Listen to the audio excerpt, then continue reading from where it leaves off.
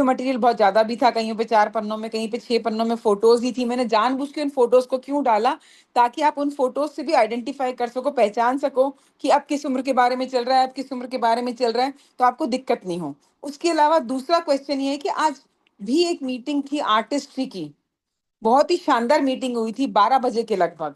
वो किस बारे में थी? बहुत ही मजेदार मीटिंग थी, अगर आप वो अटेंड करिए तो बताइए। वो भी निर्मला जी ने, एक ही क्वेश्चन बच्चा एक ही है क्लास में, शायद बाकी है ही नहीं कोई सारे वही जवाब दे देंगे तो बाकियों का क्या होगा? क्योंकि स्किन तो सबके पास है ना, सबको आर्टिस्ट यूजर तो बनना ही है। और फिर आर्टिस्ट के क्लाइंट बेस भी तैयार करना है, तो कैसे तैयार करेंगे आप सब लोग जब आपको ये सब नहीं पता होगा? तो आज की जो सुबह की मीटिंग थी ना 12 बजे की, वो बहुत ही शानदार हुई थी। उसके पहले भी एक बार हुई थी जब मैं मिस कर गई थी, मेरे को ध्यान नहीं रहा और मेरे से वो टाइम चूक गई मैं। तो आज मैंने स्पेशली उसका ध्यान रखा। और देखिए कई बार ये होता है वाकई में, मैं आज भी भूल जाती। मैंने उसका अलार्म सेट कर लिया था फोन के अंदर, और जब वो अलार्म बजा 12 बजे तो मैंने कहा अरे यस, याद आ गया। मैंने कहा ये अलार्म क्यों बजा है? तो फिर मुझे ध्यान है आज मुझे मीटिंग अटेंड करनी है। नहीं तो कई बार क्या होता है, आप भूल जाते हो, होता है ना कि अरे टाइम निकल गया, उसके 1 घंटे बाद आपको याद आ रहा है कि ये हमें मीटिंग अटेंड करनी थी। तो बहुत अच्छा हुआ कि मैंने अलार्म सेट करा और वो मीटिंग अटेंड करी, बहुत मजा आया। तो उन्होंने आज भी सीरम के बारे में बताया, पर स्किन रिजीम के बारे में बहुत अच्छे से बताया। और जो मैं आपको इस किताब में बताने वाली हूँ ना, एक एक पन्ना पलट के, वो सारी चीजें उन्होंने 1.25 घंटे के सेशन के अंदर बताई, और बहुत ही बढ़िया तरीके से बताई। बहुत मजा आया उसको सुनने में मुझे। बिल्कुल बेसिक से बताई, और साथ में ये भी बताया कि कौन कौन से मतलब कि सामग्री, इंग्रेडिएंट्स इसके अंदर डाले गए हैं, कौन से कंपोनेंट इसके अंदर डाले गए हैं, जिससे कि हमारी स्किन के ऊपर उनका क्या क्या असर होता है, किससे वो ग्लो करती है, किससे रिंकल फ्री होती है, किससे वो फर्मिंग आती है उसके अंदर, किससे हमारे दाग धब्बे हटते हैं। वो सारी चीजें उन्होंने उसके अंदर बताई। तो बड़ी मजेदार चीज है, क्योंकि जब आप एक से दूसरी बार किसी चीज को सुनेंगे ना, तो वो आपके दिमाग में पक्की हो जाएगी। क्योंकि पहली बार तो आपको नया नया लगेगा वो सब शब्द कौन से हैं। तो सबसे पहला क्वेश्चन ये है कि मैंने जो पिछली बार आपको बताया था, जिन लोगों ने अटेंड किया, जिससे क्या होगा, पुराने जो नए लोग आए ना उनका रिवीजन वो सुन लेंगे, और पुराने लोगों का रिवीजन हो जाएगा। तो आप ये बताइए कि हमारे कितने स्किन टाइप होते हैं? ये कोई बता सकता है मुझे कि कितने स्किन टाइप होते हैं हमारे?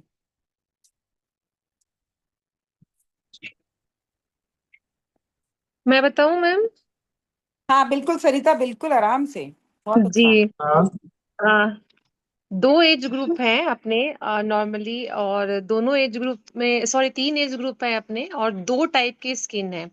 हम यस। सोचते हैं कि मेरी सेंसिटिव स्किन है, ऑयली स्किन है, ड्राई स्किन है, ये, लेकिन ये सब कुछ जो है वो एक तरह से है ना, हमारे माइंड की उपज होती है, या हमें ऐसा फील होता है, इतने सारे मार्केट कॉन्सेप्ट चलते रहते हैं ना, वो फील होता है।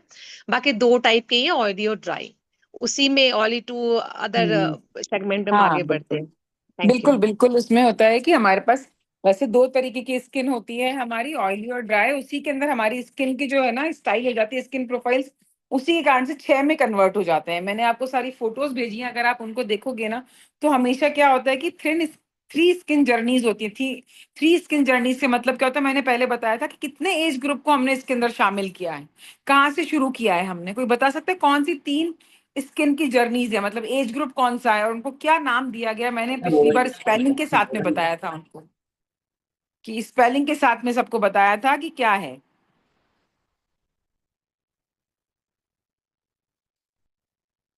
पहली स्किन की एज कौन सी है? 20 यहाँ 20 years। बिल्कुल बिल्कुल योगेश जी, 20। और दूसरी 30+। 30 30+। 30+ और और तीसरी 40। तीसरी 40+। 40+। 40+। 20 वालों को क्या नाम दिया गया है? Early explorer. बिल्कुल। और 30 वालों को? एक्शन सीकर। 40+। Grace keeper. बिल्कुल।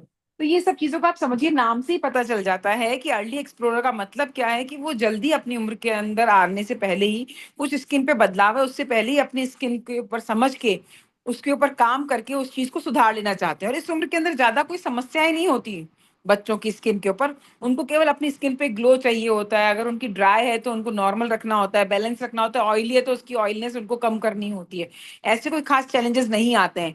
पर 30 के अंदर उनको इनविजिबल चैलेंजेस नजर आने लग जाते हैं, जिसमें कि वो अपनी उम्र को ज्यादा अच्छा बनाना चाहते हैं, यूथफुल दिखाना चाहते हैं। और उनकी जो मतलब कि प्री मेच्योर लाइंस, जो उनकी लाइंस बनने लगती हैं, या स्किन पे जो डलनेस आने लगती है, उसको वो दूर करने के लिए एक्शन लेना शुरू करते हैं, और अपनी स्किन को बढ़िया बनाना चाहते हैं, वापस से वही सप्पल यानी कि सॉफ्ट जैसे बच्चों की होती है ना, वैसा वो बनाना चाहते हैं अपनी स्किन को। और बहुत अच्छा करना चाहते हैं, वो उसके ऊपर काम करते हैं। और ग्रे स्कीपर के अंदर केवल वो अपनी स्किन को मजबूत बनाना चाहते हैं, रिंकल फ्री करना चाहते हैं। एजिंग तो होगी, पर जितनी स्लो कर सकें उसको, उस एजिंग को, वो उसके हिसाब से काम करते हैं। तो ड्राई के अंदर होता है, ड्राई में कॉम्बिनेशन टू ड्राई आ जाती है, ऑयली के अंदर कॉम्बिनेशन टू ऑयली आ जाती है। ठीक है। और इसके अलावा 30s के अंदर भी यही रहता है, ड्राई के अंदर कॉम्बिनेशन टू ड्राई रहती है, ऑयली के अंदर ऑयली टू कॉम्बिनेशन रहती है। और 40s में भी ड्राई तो होती है, ऑयली भी होती है, पर साथ में कॉम्बिनेशन टू ड्राई और कॉम्बिनेशन टू ऑयली स्किन। इस तरीके से वो 6 टाइप की स्किन हो जाती है, जो हम कहते हैं 2 से कन्वर्ट होके 6 में कन्वर्ट हो जाती है वो स्किन का टाइप, एज ग्रुप के हिसाब से। तो हर एक एज ग्रुप के अंदर पहले के अंदर ड्राई और ऑयली है 20 के अंदर, पर उसके अंदर कॉम्बिनेशन टू ड्राई और कॉम्बिनेशन टू ऑयली रहता है। हर किसी उम्र के अंदर यही वाला रहता है। उसके अलावा उसमें बताया गया था, एक और चीज मैंने आपको बताई थी, कि आपकी डेली स्किन रिदम कितना होना चाहिए, कितनी बार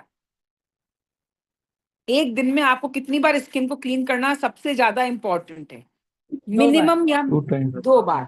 2 बार कब करनी है?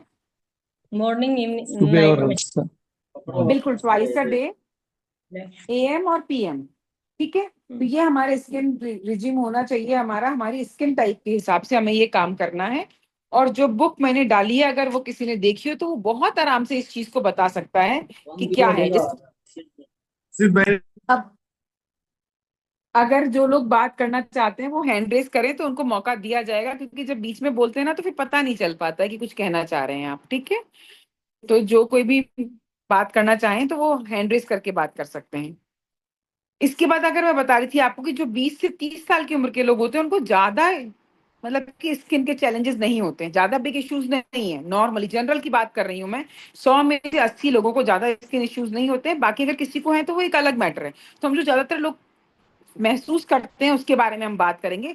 पर इनकी स्किन के अंदर इनको एक शिफ्ट महसूस होने लगता है कि 20 से 30 साल की उम्र में आते आते इनको लगता है कि कुछ हमारे चेंजेस हो रहे हैं, कुछ हमारी स्किन के अंदर कुछ ब्रेकआउट्स हो रहे हैं, स्किन थोड़ी सी हमारी, मतलब कि टाइटनेस जा रही है, उसके अंदर कुछ रूखापन आने लगा है, फेस वॉश करने के बाद कुछ उखड़ी उखड़ी सी लगने लगती है, या हमारे कुछ लाइंस बन जाती हैं आजकल हमारी। हम लेट नाइट जागते हैं, काफी समय तक जागते हैं या देर तक जागते हैं, लंबे समय तक काम करते हैं, कुछ हमारे जो आजकल के पोल्यूशन इतना बढ़ गया है, उन सब कारणों से इसके अंदर क्या होता है, उनकी स्किन को, उनको अपने आप को बैलेंस और काम दिखाने के लिए, थकावा नहीं दिखाने के लिए, लंबे समय तक स्किन के ऊपर एनर्जी दिखती रहे, खूबसूरती और ग्लो दिखता रहे, उसके लिए उनको जरूरत महसूस होती है कि हम अपनी स्किन को बैलेंस बनाए रखें, काम बनाए रखें, शांत बनाए रखें, और साथ में अपनी जो भी टाइम चल रहा है उसके हिसाब से अपनी स्किन को ग्रेसफुल दिखा सके। इसके लिए उनकी कोशिश रहती है कि वो लोगों से, जिस जगह वो काम कर रहे हैं उनसे थोड़ा सा आगे दिख सकें, फ्रेश दिख सकें। कहते हैं ना कि यार सुबह से शाम हो गई, चेहरे पे थकान आ गई, कई लोगों के बिल्कुल थकान नहीं थी कि इतना फ्रेश कैसे लग रहे हो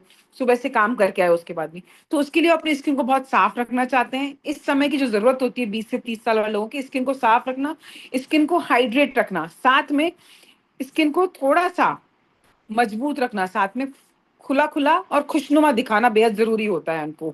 इसके साथ ही उनकी स्किन को एनर्जेटिक दिखाना बहुत जरूरी होता है, अपने खुद को एक बहुत ही ज्यादा पोटेंशियल दिखाना जरूरी होता है कि हमारी स्किन के अंदर हम, क्योंकि उनकी स्किन जो है ना उनसे बात करती है, लोगों से बात करती है।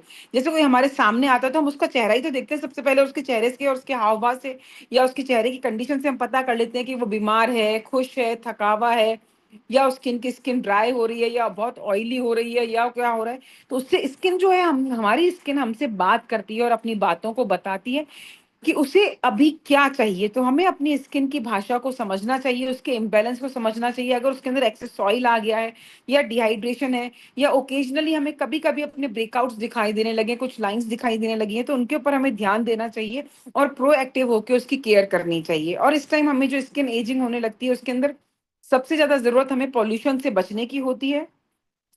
साथ में हमें इन सब चीजों से बचाने के लिए हमारी स्किन के ऊपर कुछ बैरियर्स भी बनाए गए हैं। मैंने बैरियर्स की फोटो भी डाली थी कि हमारी स्किन में बैरियर्स क्या होते हैं जो कि हमारी स्किन को खराब होने से रोकते हैं।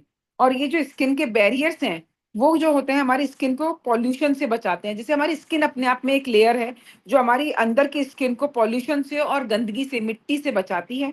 साथ में माइक्रोबायोम होते हैं हमारी स्किन के ऊपर, जो कि हमारी स्किन की मदद करते हैं हमारी स्किन के अंदर जो भी बाहर से आके बैक्टीरिया या कोई भी चीज आके स्किन पे लगती है तो उसको वो खत्म करते हैं। पर हमारी स्किन के ऊपर अगर इनकी संख्या ज्यादा बढ़ जाएगी तो हमारी स्किन के ऊपर पिंपल्स दिखाई देने लगेंगे और ब्रेकआउट्स निकलने लगेंगे। इसके साथ ही हमारा जो ये बैरियर होता है जो हम स्किन के ऊपर लगाते हैं, या स्किन है, वो सूरज से भी हमें बचाता है। अल्ट्रा वायलेट रेज से बचना बेहद जरूरी है। आज भी मैं एक वीडियो में सुन रही थी तो कहा गया था कि आपको विटामिन डी लेना बहुत जरूरी है, और 20 मिनट की धूप हमें एक दिन में बेहद जरूरी होती है। चाहे अगर हम सुबह सुबह नहीं भी ले पाते हैं तो हमें उसे दिन के अंदर लेना चाहिए, दोपहर के अंदर भी ले सकते हैं, कभी भी जब टाइम मिले हमें 20 मिनट के लिए अपने आप को धूप के अंदर रखना चाहिए, जिससे कि हमारे को विटामिन डी मिल सके। साधारण भाषा में बोल रही मिल सके, नहीं तो बनता है, मिलता नहीं है वो कभी भी, हमारी बॉडी में बनता है। पर एक आम भाषा में बोलने के लिए उसको मैं कह रही हूँ कि विटामिन डी मिल सके, इसलिए हमें रहना जरूरी होता है। इसलिए क्या होता है कि टैनिंग हो जाएगी, टैनिंग से बचने के लिए हमारे पास क्या है, कोई बता सकता है? क्योंकि लगातार मैं इतनी देर तक बोलूंगी तो मैं खुद थक जाऊंगी, कि मुझे इतनी आदत नहीं है बोलने की इतना तेज तेज। तो कोई बता सकता है कि क्या है? Skin, sunscreen. सनस्क्रीन। स्किन को धूप के से बचाने के लिए, मेलेनिन को बढ़ाने के लिए नीता लगातार जवाब दे रही है, बहुत अच्छा है। वो साइलेंटली हमारे साथ जुड़ी हुई बहुत बड़ी बहुत अच्छी लीडर है, उनको बहुत ज्यादा अच्छी जानकारी है इस बारे में। तो सनस्क्रीन हमेशा हमें धूप में जाने से पहले लगाना चाहिए, ताकि जो सन के फायदे हैं वो तो हमें मिले सूरज के, पर साथ में सूरज के जो नुकसान हमें होने वाले हैं उससे हम बच सकें। उससे बचने के लिए हमें हमें सन प्रोटेक्शन फैक्टर वाली हमारा एसपीएफ जो सनस्क्रीन लोशन क्रीम है, हमें उसका इस्तेमाल करना चाहिए। उसके अलावा जो ये बैरियर है हमारे, मॉइस्चराइजर जो होता है वो भी हमारे लिए एक बैरियर का काम करता है, जो हमारी स्किपिंग और जब बहुत ज्यादा स्क्रबिंग को और मॉइस्चर को स्किप करने को और ओवर वॉशिंग को भी हमें बचाता है। ये बैरियर जो होते हैं हमारी स्किन के ऊपर अपने आप हमारी इन नुकसानों से हमको बचाने की कोशिश करते हैं। और एनवायरमेंटल रेस से भी, जैसे कि अभी ब्लू रेस की बात कर रही हूँ, मैं फोन लेके आप लोगों के सामने बैठी हूँ तो लगातार फोन की लाइट्स और ये जो ट्यूबलाइट मेरे सामने जल रही है उसकी लाइट भी मेरे चेहरे पे लगातार पड़ रही है, उसके कारण भी मेरी स्किन लगातार डैमेज हो रही है। उन सब से भी बचाने के लिए हमारे बैरियर की तरह ये सारी चीजें हमारी स्किन के ऊपर काम करती हैं और हेल्थ के अंदर सपोर्ट करती है हमारी स्किन को बेटर बनाने के लिए। और ये सब चीजें जो होती हैं, अगर हम अपने इन बैरियर्स का ध्यान नहीं रखते स्किन केयर करते हुए, तो धीरे धीरे ये बैरियर्स खराब हो जाते हैं और हमारी स्किन का पीएच बैलेंस जो होता है वो भी खराब होने लगता है। हम जब अपनी स्किन केयर करते हैं तो अपनी स्किन के पीएच बैलेंस को बैलेंस करते हैं, बराबर मिलाते हैं, जिससे कि हमारी स्किन ना तो बहुत ड्राई दिखे ना ऑयली दिखे। जब हमारी पीएच बैलेंस जो होता है वो 5 के ऊपर होता है हमारी स्किन का, 5 से जब नीचे जाता है 4.5 पे आने लगता है तो हमारी स्किन ऑयली होने लग जाती है। आप ये चीज समझ के रखिएगा।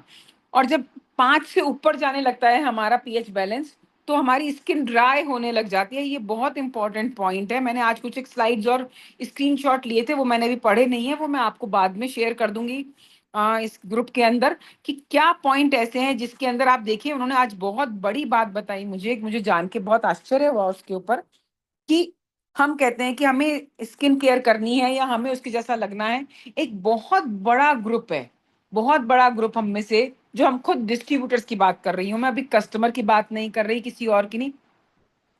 हम खुद डिस्ट्रीब्यूटर जो हैं वो हमारी खुद की आर्टिस्ट्री की स्किन केयर रेंज बहुत कम इस्तेमाल कर रहे हैं। और अगर कर रहे हैं तो इस्तेमाल करने का तरीका हमारा बहुत गलत है, या कम कर रहे हैं। 3 पॉइंट बता रही हूँ मैं आपको मेन इसके अंदर, या तो कर ही नहीं रहे हैं हम लोग, तीसरा गलत तरीके से कर रहे हैं, चौथा बहुत कम कर रहे हैं। मैंने आपको बताया मिनिमम ट्वाइस अ डे इस्तेमाल करना है आपको, दिन में 2 बार, एएम और पीएम, सुबह भी और रात को भी। पर लोग क्या कितनी बार करते हैं? एक बार करते हैं, या एक दिन छोड़ के एक दिन करते हैं, या कभी करते हैं कभी नहीं करते हैं। उसमें बहुत सारी कैटेगरी हो जाती है। कुछ लोग बिल्कुल भी नहीं कर रहे हैं, बाहर की बाजार की स्किन केयर इस्तेमाल कर रहे हैं, या जितनी करनी चाहिए वो प्रॉपर तरीके से वो नहीं कर रहे, जितनी करनी चाहिए सही रजीम इस्तेमाल नहीं कर रहे उनके स्किन टाइप के हिसाब से। जैसे कई लोगों का सही तरीका मैं समझाती हूँ आपको कि मेरे कहने का मतलब क्या है। पहला पॉइंट तो सबको समझ में आ गया कि लोग कर ही नहीं रहे हैं। कितने लोग हैं जो आर्टिस्ट्री का कोई भी प्रोडक्ट अपनी स्किन केयर के लिए इस्तेमाल नहीं कर रहे हैं?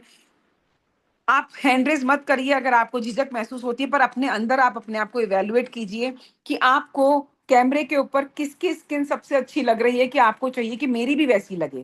कि कितने लोगों ने कैमरा ऑन कर रखा है? काफी लोगों ने कर रखा है, काफी ने नहीं कर रखा है। तो ये हमें चाहिए कि हम अगर बैठे हैं तो हम क्या चाहते हैं, हमारा कोई भी रोल मॉडल है, अगर हम वैसी स्किन चाहते हैं तो क्या हम वाकई में वैसी स्किन करने के लिए हम एफर्ट क्या डाल रहे हैं, वो चीज तो आप लोग अपने आप इवेलुएट करिए। उसके अलावा मैं एक क्वेश्चन आप लोगों से पूछूंगी, आप मुझे ये बताइए कि कितने लोग हैं जो स्किन केयर इस्तेमाल करते हैं और कितनी करते हैं, ये बताएंगे मुझे आप कि कौन इस्तेमाल कर रहा है सबसे पहले पूरी स्किन केयर।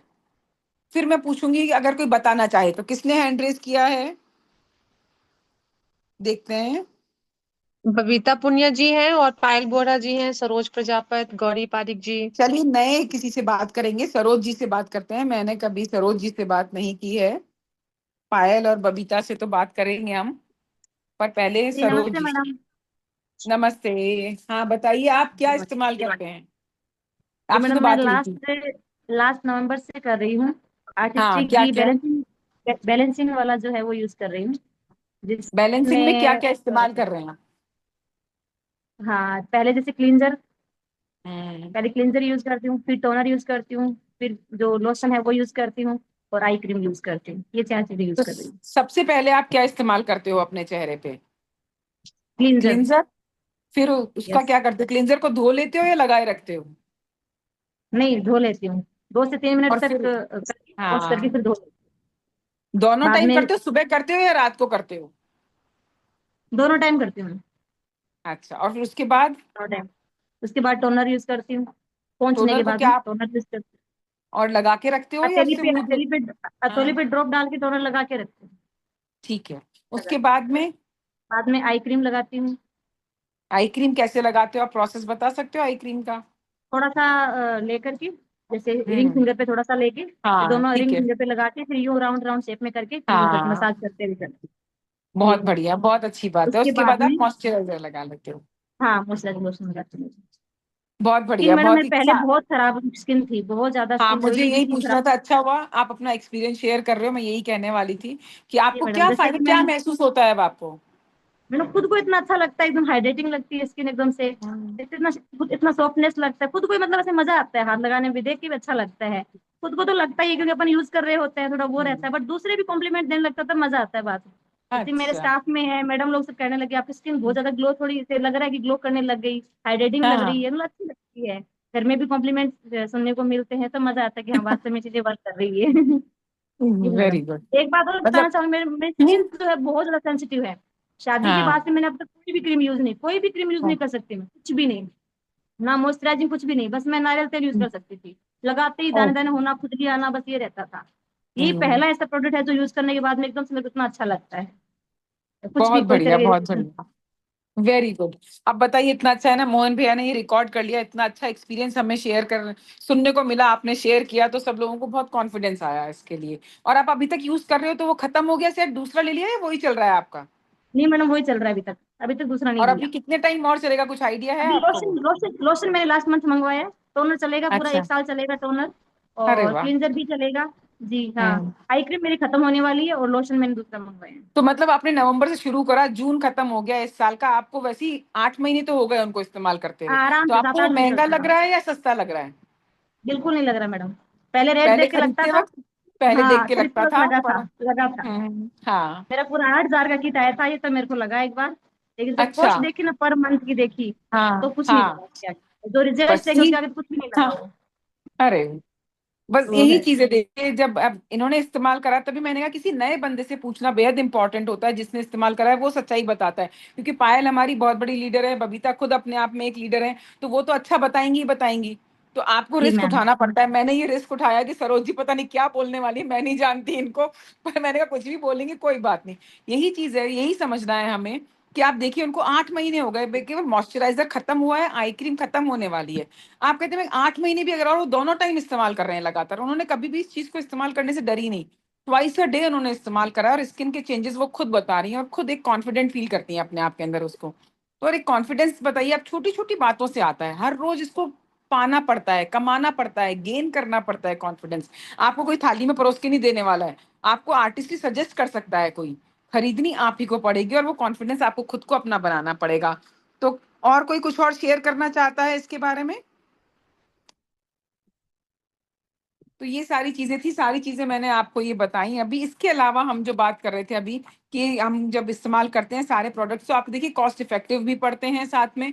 और आपको देखिए इसमें कॉस्ट इफेक्टिव के अलावा एक चीज और मैं बताऊंगी, आपको पार्लर जाना और पार्लर की बात, तुम कौन सी चीजें वो इस्तेमाल कर रहे हैं पार्लर के अंदर, हमें नहीं पता होता कि वो क्या इस्तेमाल करेंगे, कौन से प्रोडक्ट उनके होंगे, क्या वो टॉवल इस्तेमाल करेंगे, किस तरह से हमारा मुंह पहुंचेंगे। और इतना टाइम जो हम जाने आने का लगाते हैं वो हम कभी भी नहीं गिन पाते। केवल हम एक फाइनेंशियली जो मॉनिटरिंग पॉइंट ऑफ व्यू से हम जो खर्चा कर रहे हैं ना, हम केवल पैसे को गिन पाते हैं। हमारी जो मेहनत हो रही है, जो हमारे और दूसरे नुकसान हो रहे हैं, वो हमने कभी नहीं गिने।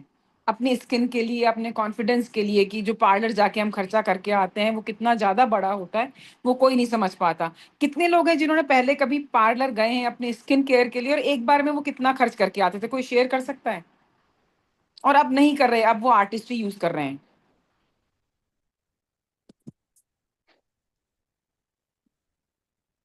कोई शेयर करके बताएगा? हाँ प्लीज, पायल प्लीज बताइए। हाँ, सिंपल फेशियल कराने के भी 2,000 रुपए लगते थे। और वो हाँ। भी 4 साल पुरानी बात है। अब ये खर्चा पर मंथ जो था परमानेंटली खत्म हो गया। और ये इन्वेस्टमेंट में बदल गया है, बल्कि क्योंकि पायल अब खुद तो अपनी स्किन अच्छी लेके घूम ही रही है, लोगों को प्रमोट करके अपना बिजनेस भी बना रही है।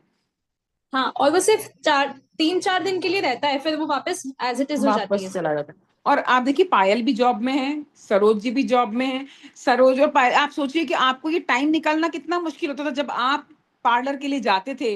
तो आपको नहीं लगता था कि आफत आ गई है कि आज मुझे 2 घंटे पार्लर में देने हैं, पहले उससे टाइम लेके रखना है और वहां जाके ये सब करना है। वो एक प्रोजेक्ट होता है पूरा, चाहे वो महिला वर्किंग है, मैं वर्किंग की नहीं, मैं भी घर में रहती हूँ। तो घर की महिला को भी निकलना बहुत मुश्किल है। मैं कई बार सोचती हूँ कि फायदा उठाते हैं कि हम तो घर में रहते हैं ना, तो घर से छुट्टी पाना ज्यादा मुश्किल है कि घर में सबको बता के जाना है कि हम कहाँ जा रहे हैं। वो एक प्रोजेक्ट है। बाहर से आने वाली महिला तो क्या होती है, वर्किंग है ना, वो चुपचाप बाहर की बाहर ही पार्लर निकल लेगी और 2 घंटे बाद आएगी और कोई भी बहाना बना सकती है कि आज कॉलेज में लेट हो गई, या पढ़ाने में, या कुछ काम हो गया बाहर का।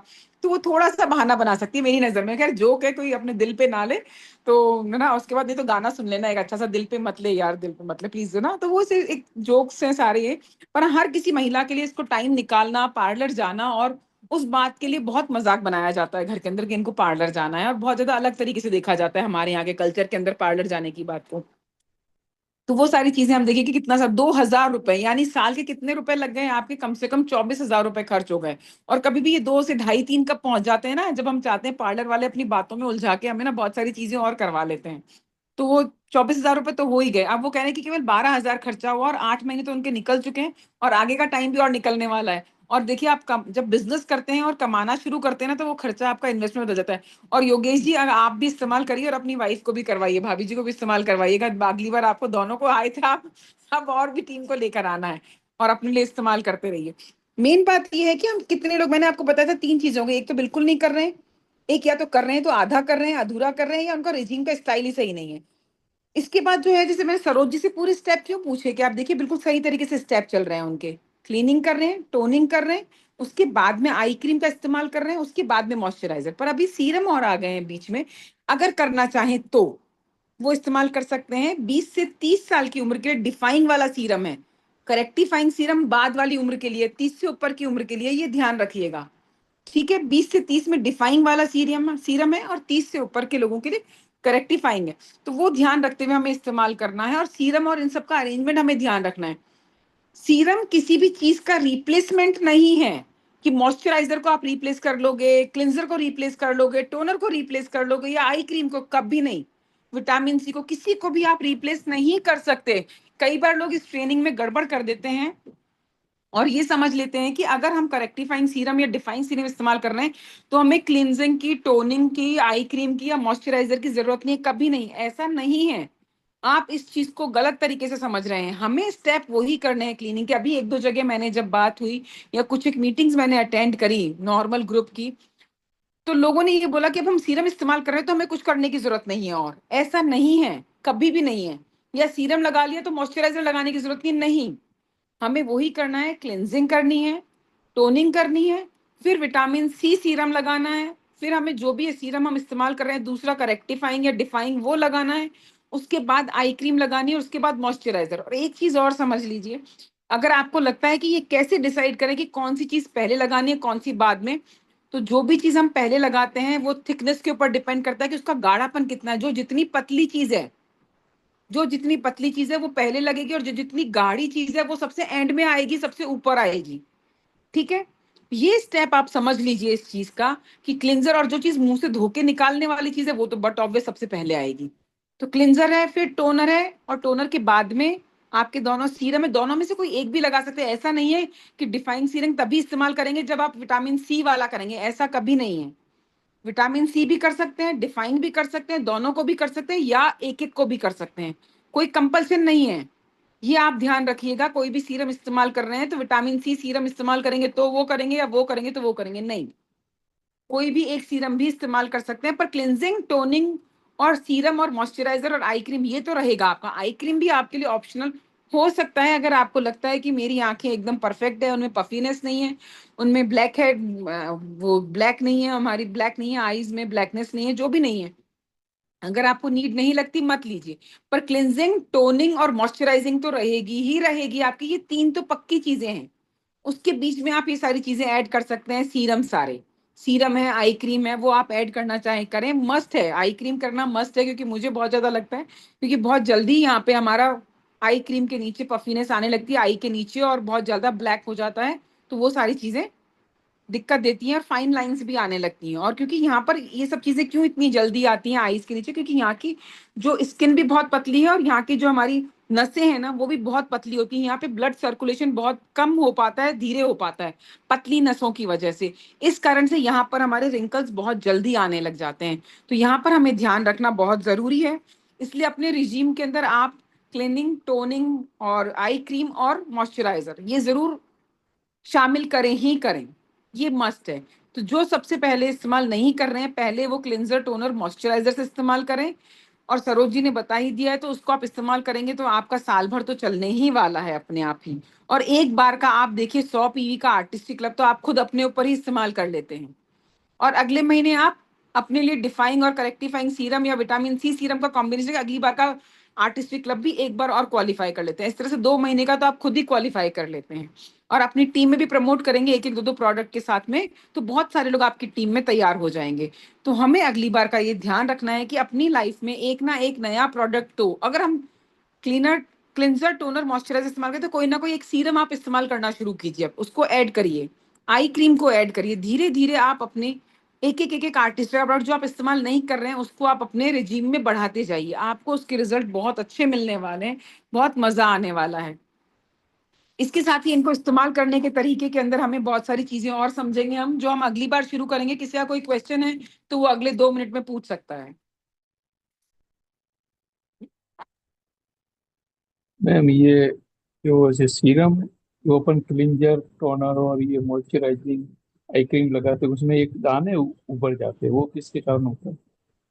वो क्लिंजिंग करने के बाद टोनिंग करनी है, टोनिंग के बाद आपको अपने सीरम लगाने हैं। सीरम लगाते वक्त अगर दाने निकल रहे हैं तो उनको उस प्रोडक्ट से या तो एलर्जी है, या उनकी देखना पड़ेगा कि स्किन के ऊपर वो जो इस्तेमाल कर रहे हैं उनका जो रिजीम है वो या तो गलत है, कि उनकी स्किन या तो सेंसिटिव है या ऑयली या ड्राई है, और उनका जो क्लिंजर टोनर है वो इनके स्किन टाइप के हिसाब से नहीं जा रहा है।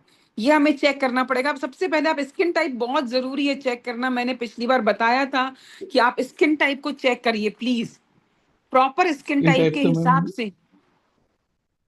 बताइए क्या कह रहे हैं। स्किन टाइप तो अपन स्किन टाइप तो टिश्यू पेपर से भी कर सकते हैं, बिल्कुल, तो उसका क्या टिश्यू रिजल्ट पेपर, सही आता है? हाँ बिल्कुल सही आता है। उसके हिसाब से, मौसम के हिसाब से भी हमारा स्किन टाइप बदल जाता है।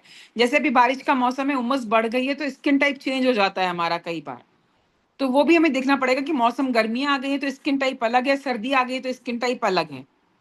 ये भी ध्यान रखना पड़ेगा। साथ में हमारे कुछ और चैलेंजेस तो नहीं चल रहे हैं, कोई हमारे को ब्लड की प्रॉब्लम है, स्किन की प्रॉब्लम है, या हमारे को हेयर प्रॉब्लम है, कि डैंड्रफ हमारे चेहरे पे आके गिर रहा है, या कलर हम लगाते हैं वो हमारे चेहरे पे आ रहा है। ये चीजें हमें देखनी पड़ेगी, क्योंकि हम सर्द होते हैं ना तो बालों में से कलर मुंह के ऊपर आता है। ये हमें ध्यान रखना पड़ेगा कि उसके कारण तो कोई एलर्जी नहीं हो रही है, और हम सोच रहे हैं कि क्लींजर के कारण हो रही है, या टोनर के कारण हो रही है, या सीरम के कारण हो रही है। हमें ये चीज समझनी पड़ेगी। ये सारे टेस्टेड प्रोडक्ट हैं, इनसे एलर्जी नहीं होती, क्योंकि ये केमिकल्स नहीं ये है, पैराबन फ्री है। ये क्या मैं बेटे को यूज करवा रहा था, तो उसके क्या है कि अभी या तो वहाँ पर कॉलेज जाता है तो वहाँ का एनवायरमेंटल चेंज हो सकता है, बिल्कुल। हाँ, कुछ भी हो सकता है, तो वो क्या है कि इसलिए उसको पॉल्यूशन थोड़ा सा के कारण भी तसल्ली हो रखनी सकता है। पड़ेगी, थोड़ी सी तसल्ली रखनी पड़ेगी, टाइम